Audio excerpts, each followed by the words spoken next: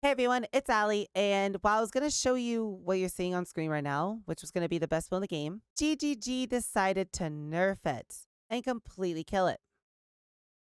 So I'm going to go ahead and show you the best build in the game now. Welcome to Cast on Death Comet, which is going to be the upgraded version of Cast on Freeze Comet, just due to the ability of it spamming substantially more comets than the normal Cast on Freeze setup ever would be able to. While GG did attempt to nerf this build, we have found a way to circumvent it and basically get the build to work. And while it might not be exactly as strong as the pre-nerf version, I would say this pretty much has 80 to 70% of the power that the old version of the build does, and 70 to 80% of the power of pre-nerf version is still going to be substantially stronger than a cast on free setup or even potentially a cast on crit setup that some people have been started to swap over to. Before we go any further, I do want to talk about how exactly you'd go about swapping from the cast and freeze build to this, as you do need a very specific unique called Fireflower. I expect this unique to skyrocket in price, and due to that, you're most likely going to have to farm a little bit in maps to be able to get yourself the money for it. And what I'd recommend for you to do in the normal cast and freeze setup to be able to get that money is to start getting yourself some energy shield gear everywhere, potentially dropping some of the mana scaling that you're doing. I would probably keep some of your mana regen points, as you're going to need to be able to keep up with your mana costs. But I would come to Pass a Tree and possibly pick up things such as Refocus or coming down and getting Essence Infusion and the faster Energy Shield recharge nodes, and then just stack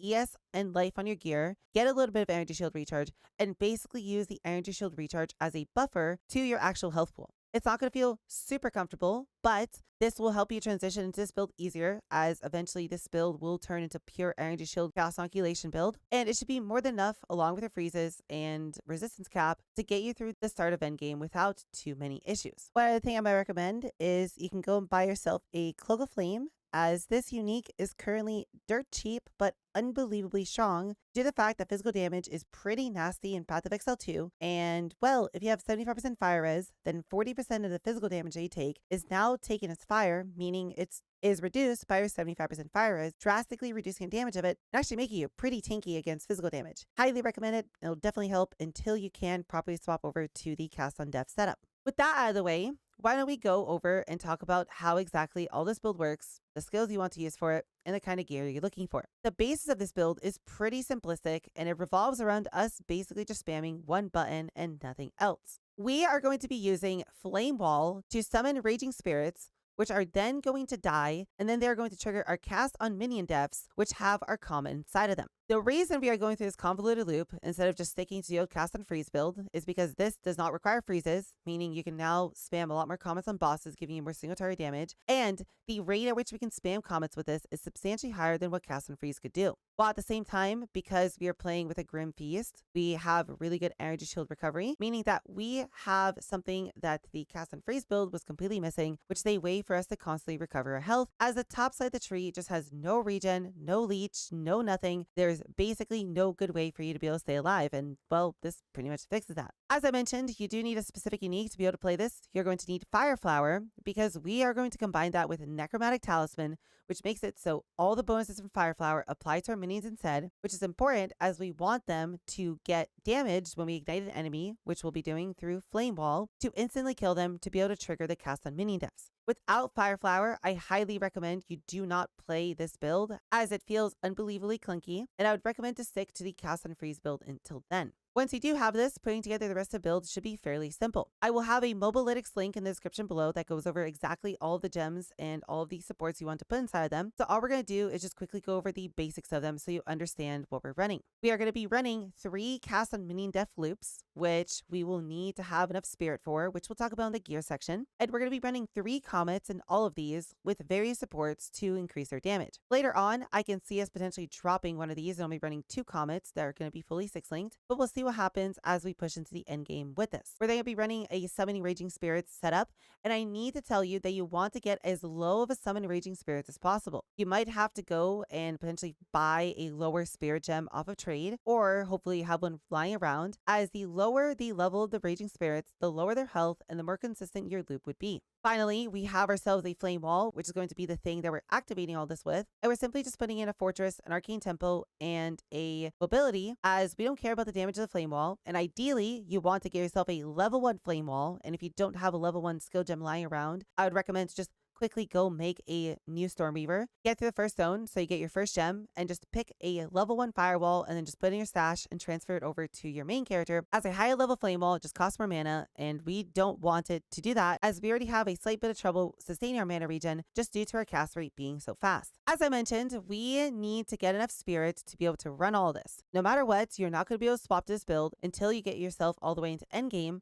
as you need to get all the spirit from both the Act 1 boss and then the Bog Witch in both Act 3 and Act 6 to have enough spirit to run everything. We're also going to be running a scepter in this build as we need the additional spirit that it gives us to be able to make this work. I personally got myself a Font of Power, as this gives us pretty much all the stats that we care about, as well as level 9 Malice, which gives us a higher crit chance to enemies around us. And I can assume that in the late game, we're probably going to get ourselves a rare scepter instead of this, but I don't really know what that would look like right now, so I just recommend to get yourself a Font of Power. With this, and with all the spirit quests from the campaign, you'll have enough to be able to turn on Grim Feast, Summon Raging Spirits, and 3 cast on Minion Death setups. For the rest of my gear, it's pretty much straight to the point. At first, when I first swapped to this, I just used a bunch of life gear that had resistances on it. It wasn't anything special. It was completely garbage gear, and I had some around 1.1k life and some around 300 to 400 ES. But what is important here is that you want at least a few hundred energy shield for your Grim Feast to do something and give you a little bit of buffer to damage before you can get yourself better energy shield gear. Once you do get this build put together, what you'd ideally like to look for on better gear is just as much energy shield as possible everywhere,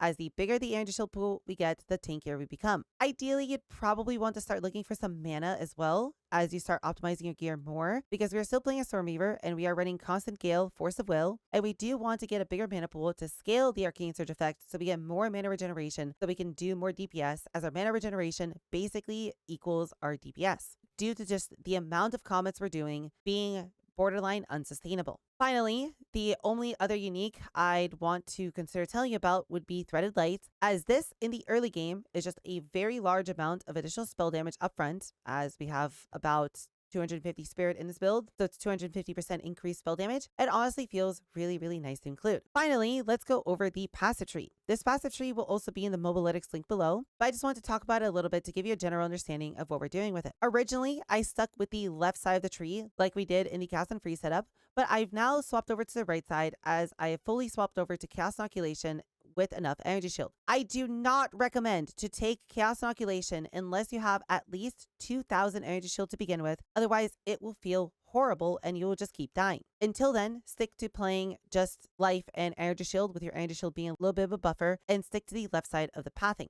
From there, I just simply go and get as much mana regen as I can on the tree. We get Arcane Blossom, Touch the Arcane, and the Aspiring Genius nodes, as all these give us a very healthy amount of additional mana regeneration. We pick up Erraticism, as this is a stupid amount of cast speed, and we do care about cast speed now, as we need to self-cast our Flame Wall. And then from there, I simply come up, get the whole Cold Wheel, ignore this Lightning Wheel that's just on my weapon swap and I haven't changed it yet. And then we have to come over to the right and pick up ourselves Invocated Efficiency and Energize, as this effectively gives us a very large DPS multiplier. There are some breakpoints with energy gain that can actually make this build even stronger, but I don't exactly know what they are right now, and it's going to take me a little bit to learn about them, but I'm hoping I'll be able to figure them out by tomorrow and mention them in tomorrow's update video. From there, I'm currently level 72, and all I've been doing with my passive points, because I did swap over to Chaos Innoculation, was just pick up all the energy shield nodes on the tree, and I'm currently most likely going to start working my way over to self-mortification to get myself more stun threshold, as we do get stunned a little bit too often in this, and then possibly go and pick up things such as melding for more energy shield,